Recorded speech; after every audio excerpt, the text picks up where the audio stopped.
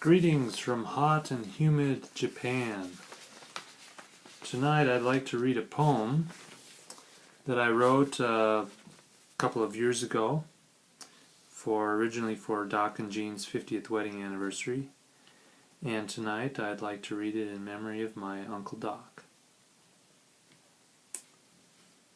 Christmas time at the Laurel McLean's. Sit back in your chairs, take a load off your feet, and listen to the story of when Barney and Pete used to take a train for a trip around the clock to visit their Montana Aunt Jean and Uncle Doc. Accompanied by their parents, Don and Pat, and leaving with their neighbors the dog or cat, they ventured across the Dairy State on icy roads through snow and sleet. Reaching the Twin Cities without refrain, clutching red and white blankets, they did board that train, as one destination only was on their brains: Christmas time at the Laurel McLean's. Descended from railroaders on the maternal side, it was only logical that they should ride the iron rails headed west to partake in the family holiday fest. And ride they did on that silver snake, passing village and town and snow-covered lake, perched under the Vista Dome with its hemispheric view, thinking that they were machine gunners in a B-52. Rat-tat-tat-tat-tat-tat-tat. Passing through eastern Nodak, they did giggle to recall the way Grandpa Casey would down the aisle stroll, calling out to the passengers in the car, "Passing air," spelled A-Y-R. As the engine chugged along with its task, one question they did not even think to ask was, why not Minot instead of Laurel, in spite of a one-eyed lion and a double-humped camel? As evening progressed and the train headed due west, the boys snug in their seats like two chicks in a nest. And soon they were dreaming of feasts that Jean would serve, while the Empire Builder continued with nary a curve. In eastern Montana, as dawn did break, under the big blue sky they would awake.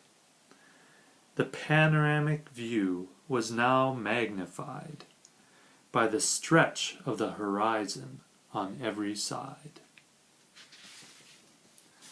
As the endless track did the Yellowstone ascend, the boys kept eyes peeled as they rounded each bend, trying to spy through their black-rimmed glasses vicious pumas in deep crevasses. Arriving in the Magic City at high noon was, in their opinion, not a moment too soon, for secretly they were bubbling with anticipation to see what await them under the McLean Christmas tree. Jumping off the train, they did their Uncle Doc greet, and piling into the car, headed for his hilltop retreat. They had entered the land of the broad-rimmed hat, and spittoons in the corners for those who spat. Ew. Arriving in Laurel, they did Jean and Shannon hug, and wrestle with Cousin Spike on the rug. Rushing down the spiral stair, they did spy the presents waiting there.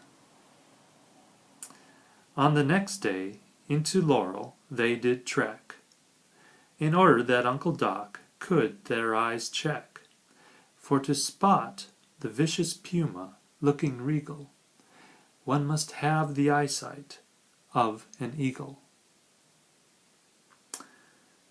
As Christmas Day approached, the excitement did mount. The boys secretly did the presents count.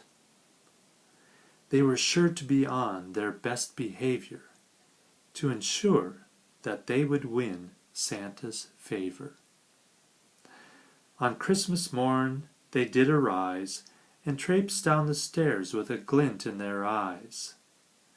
They focused on the fireplace and the felt stockings there, which Aunt Jean had sewn with much love and care. And the whole clan gathered. The gifts were distributed, and one by one, taking turns, the presents were denuded. At last to the boys it was plain to see what previously was so well disguised under the tree.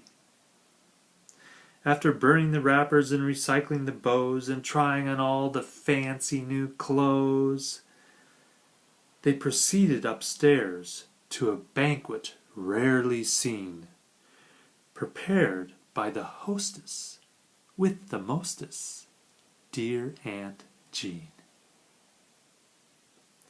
With turkey and stuffing and candied yams, mashed potatoes, beans, and honey-roasted hams, olives and pickles and salads from a dream, followed, of course, by Grandma Dode's pie and a big dish of ice cream. After dinner, as football was played on TV by the pros, we would on chairs and sofas doze, for feasting on a meal sublime is necessarily followed by a little nappy time. In the evening, Uncle George and the whole Cuckoos band would strike up a chord with guitars in hand, yodeling, "Oogaloo-galooska means baby I love you." They would serenade us with their western howdy-do. As the lights of Laurel sparkled and the fireplace glowed, the boys tried to hide any anticipation that might have showed. As Uncle Doc took out the stogie from them, a hush filled the room. He struck the match, lifted it to the tip, and it went kaboom! As the boys with a giggle from the room did race, Uncle Doc did register a surprised look on his face.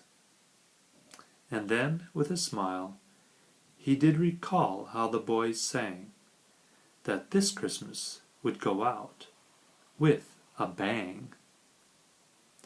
A few days later, with new toys already old, they loaded in the Cadillac and headed down the road. At Billings, they said their goodbyes and farewells, stepped on the train, and headed towards Wisconsin Dells. As they waved from the window, they began to think ahead to the next year when they would be back to drink eggnog and Tom and Jerry mix, and try to think of some really good tricks that they could show their Uncle Doc and Aunt Jean, so they would think that they were really keen. Like making the yo-yo to walk the dog, or jumping backwards like a frog. Well, I hope you all enjoyed this little ditty.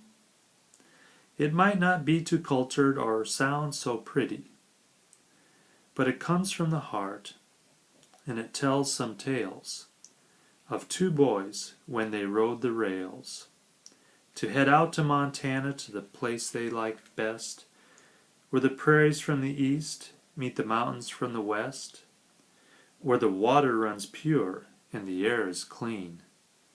And they enjoyed many a Christmas with Doc and Jean. Well, Uncle Doc is gone now, and we sure do miss him. But his spirit lives on through his humor and wisdom. We'll think of him often, and of all the good times we had at Christmas at the Laurel McLeans. Love you guys. Oh, and one more thing for Doc.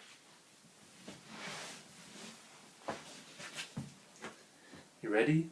Here goes. Ribbit. Bye.